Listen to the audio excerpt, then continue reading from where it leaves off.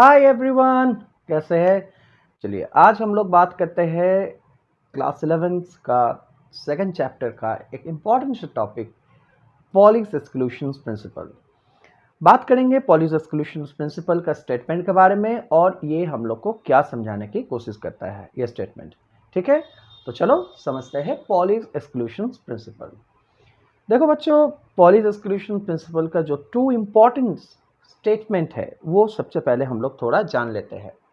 According to Pauli's exclusion principle, no two electrons in an atom can have the same set of four quantum numbers। अब हम लोग जानते हैं कि the four set of quantum numbers, तो ये four set of quantum number बच्चों क्या क्या होता है? Principal quantum number, azimuthal quantum number, magnetic quantum number और spin quantum number। ठीक है, ये जो चारों सेट ऑफ क्वांटम नंबर है जिसमें principal quantum number, azimuthal quantum number, magnetic quantum number और स्पिन क्वांटम नंबर, ये चारों के चारों सेट ऑफ क्वांटम नंबर्स कभी भी सिमिलर नहीं हो सकता है एक एटम्स का डिफरेंट इलेक्ट्रॉन्स के लिए। Okay, so this is very important कि no two electrons in an atom, आप एक ही एटम में अलग अलग इलेक्ट्रॉन ले रहे, तो कोई भी दो इलेक्ट्रॉन का ये चारों के चारों सेट ऑफ क्वांटम नंबर्स जो है ये कभी भी सिमिलर नहीं हो सकता है। ठीक है, उसमें कुछ ना कुछ तो डिफरेंस रहेगा ही रहेगा। ठीक है, मैं उसको डिस्कस करूंगा अभी। चलिए सेकंड स्टेटमेंट भी थोड़ा देख लेते हैं। ओनली टू इलेक्ट्रॉन्स में exist in the same orbital. ठीक है, तो जब भी हम लोग ऑर्बिटल्स ड्रॉ करते हैं तो हम लोग ऑर्बिटल्स कैसे लिखते हैं? जैसे सबसेल sp,d,f, इसको सबसेल कहा जाता है। तो उसका ऑर्बिटल जो हम लोग ड्रॉ करते हैं बच्चों, जैसे बॉक्स देखे ना, इसको ऑर्बिटल कहा जाता है।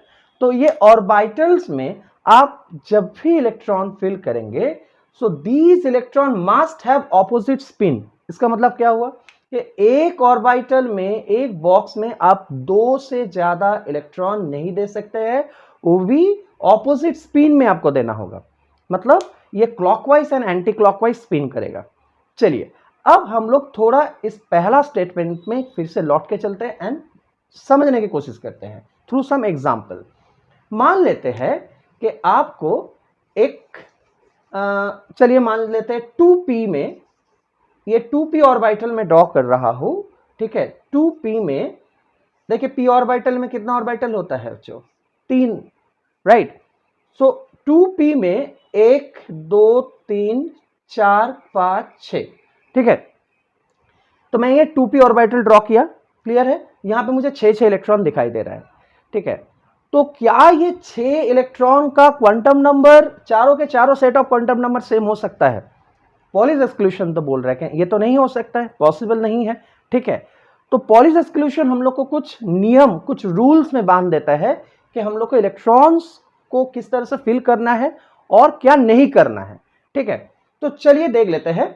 तो इसका 0, इसका -1, इसका +1 आपका मैग्नेटिक स्पिन क्वांटम नंबर, ये मैग्नेटिक क्वांटम नंबर हम लोग को मिल रहा है। ठीक है, जब भी हम लोग फिल करते हैं तो इसी तरह से करते हैं, 0 -1 +1। ओके, अब चलिए मान लेते हैं कि ये वाला, ये देखिए ये जो -1 आपको दिख रहा है, ये दो इलेक्ट्रॉन को हम लोग ले लेते हैं। मैंने यहां पे टिक कर दिया।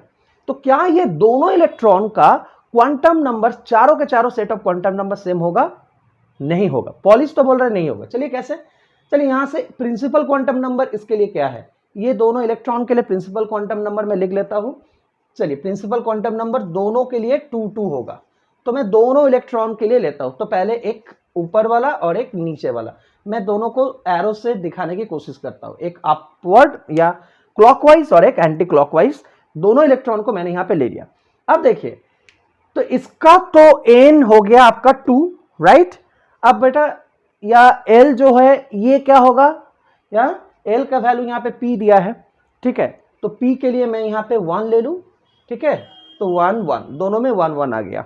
ठीक है, अब देखो इसका मैग्नेटिक क्वांटम नंबर क्या हो सकता है? इसमें कुछ भी हो सकता है। तो यहाँ पे मैंने -1 लिया तो मैं -1 लिख रहा हूं। यहां तक तो चलो समझ में आ गया। ध्यान से देखिए, ठीक है, n प्रिंसिपल क्वांटम नंबर ये दोनों इलेक्ट्रॉन के लिए सेम हो रहा है क्योंकि दोनों सेम सबसेल को बिलोंग करता है। ठीक है, L भी दोनों को मैच कर गया, L भी दोनों P में है तो P में दोनों यहां पे है, राइट। अच्छा, प्रिंसिपल क्वांटम नंबर क्या देखा था, मेन सेल, तो मेन ऑर्बिट दोनों का सेम है, मेन एनर्जी लेवल सेम है। एजीमुथल क्वांटम नंबर देखिए 1 1, ये भी मैच कर गया। मैग्नेटिक क्वांटम नंबर चलिए ये भी -1 आ रहा है, ये एनर्जी लेवल में, ये भी मैच कर गया। फाइनली देखिए स्पिन क्वांटम नंबर, स्पिन मतलब बच्चों क्लॉकवाइज और एंटी क्लॉकवाइज, इलेक्ट्रॉन क्लॉकवाइज और एंटी क्लॉकवाइज घूमता है। तो अगर मैं स्पिन क्वांटम नंबर ले लेता हूं तो जो इलेक्ट्रॉन्स आपका क्लॉकवाइज घूमता है उसके लिए प्लस अप, जो इलेक्ट्रॉन आपका एंटी क्लॉकवाइज घूमता है उसके लिए हम लोग क्या लेंगे, माइनस अप लेंगे, राइट। तो क्लॉकवाइज और एंटी क्लॉकवाइज के लिए तो आप मान के चलिए कि यहां पे आप तब प्लस हाफ ले लिए और यहां पे माइनस हाफ ले लिए। ये देखिए यहां पे आ गया चेंजेस, तो मैं यहां पे 2p लिख रहा हूं, ओके। अब यहां पे आ गया चेंजेस, ओके, यहां पे आ गया चेंजेस। तो देखिए चारों के चारों सेट ऑफ क्वांटम नंबर लेकिन मैच नहीं किया, ठीक है। तो हो सकता है कि आप एक ही ऑर्बिटल में, एक ही बॉक्स के अंदर में 2 इलेक्ट्रॉन को ले रहे हैं, लेकिन वो दोनों इलेक्ट्रॉन का चारों के चारों सेट ऑफ क्वांटम नंबर कभी भी सिमिलर नहीं हो सकता है, नहीं हो सकता है, नहीं हो सकता है। क्यों? क्योंकि ये पहला 3 क्वांटम नंबर मैच कर गया, फाइनली ये क्वांटम नंबर मैच नहीं किया क्योंकि इसका स्पिन अलग है, ठीक है, दोनों ऑपोजिट स्पिन कर रहा है, ठीक है। तो यही हम लोगों को पॉलीज एक्सक्लूशन बता रहा है कि no two electrons in an atom can have the 4 set of quantum numbers similar. तो चारों के चारों set of quantum number same नहीं हो सकता है, ठीक है, कुछ ना कुछ उसमें डिफरेंस तो होगा। और ये तो बता रहा है ओनली 2 इलेक्ट्रॉन्स में exist in a same orbital and these electron must have the opposite spin. तो जब भी आप ऑर्बिटल में इलेक्ट्रॉन दे रहे हैं, ये देखो बच्चों, इसको हम लोग ऑर्बिटल कह रहे हैं, ये बॉक्स को हम लोग ऑर्बिटल कह रहे हैं। तो जब भी मैं इलेक्ट्रॉन फिल करूंगा एक ऑर्बिटल में, हमेशा 2 इलेक्ट्रॉन को ऑपोजिट स्पिन में रखना होगा, एक को क्लॉकवाइज और एक को एंटी क्लॉकवाइज में रखना होगा, ठीक है। तो this is Pauli's exclusion principle. इससे हम लोग को यह भी एक पता चलता है कि एक ऑर्बिटल में मैक्सिमम नंबर ऑफ इलेक्ट्रॉन भी 2 हो सकता है, उससे ज्यादा नहीं हो सकता है, क्योंकि ये तो वही कह रहा है यहां पे देखिए ओनली 2 इलेक्ट्रॉन्स में exist in the same orbital. तो पॉलीज एक्सक्लूशन से यह भी पता चल रहा है कि अगर आप एक ऑर्बिटल ले रहे हैं तो उसमें आप 2 से ज्यादा इलेक्ट्रॉन नहीं दे सकते हैं। तो इससे एक चीज तो क्लियर हो गया कि अगर मैं एस ऑर्बिटल लूं तो एस ऑर्बिटल में मुझे कितना ऑर्बिटल मिलता है या सब सेल मिलता है, ओके। मैं थोड़ा सा इसको मिटाना चाहूंगा, तो इससे एक चीज तो क्लियर हो जाता है बच्चों। देखो एस में अगर आप एस सब सेल लेते हैं तो उसमें आपको एक ऑर्बिटल मिलता है, तो एक ऑर्बिटल में आपको 2 इलेक्ट्रॉन ही मिलेगा, ठीक है। तो उसी तरह अगर मैं पी सब सेल ले लेता हूं तो पी में आपको 3 ऑर्बिटल मिलता है, तो उसके मतलब 1 2 3 4 5 6 इलेक्ट्रॉन मिलेगा। इसी तरह अगर मैं डी में चल गया तो डी में आपको 5 इस तरह का बॉक्स मिल जाएगा, मतलब 5 ऑर्बिटल मिल जाएगा। तो आपको 1 2 3 4 5 6 7 8 9 10, ओके। तो पॉलीज एक्सक्लूशन प्रिंसिपल से हम लोग को यह भी पता चल जाता है कि एक सबसेल में कितना मैक्सिमम नंबर ऑफ इलेक्ट्रॉन्स हो सकते हैं, ओके।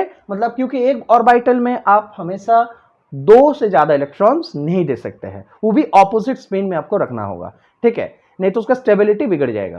क्लियर है? तो this is what Pauli's exclusion principle says and it's very important. ये हम लोग को एक गाइडलाइन देता है कि इलेक्ट्रॉन्स को किस तरह से हम लोग को यहाँ पे अरेंज करना है ऑर्बिटल्स में, ठीक है, और क्या क्या नहीं करना चाहिए और क्या क्या नहीं हो सकता है, okay. So I hope the video is useful, helpful to you, okay. So देख लीजिए, इसको समझ लीजिए, okay. Thank you for watching the video, okay. फिर मिलेंगे कोई नया वीडियो के साथ। Thank you, bye bye.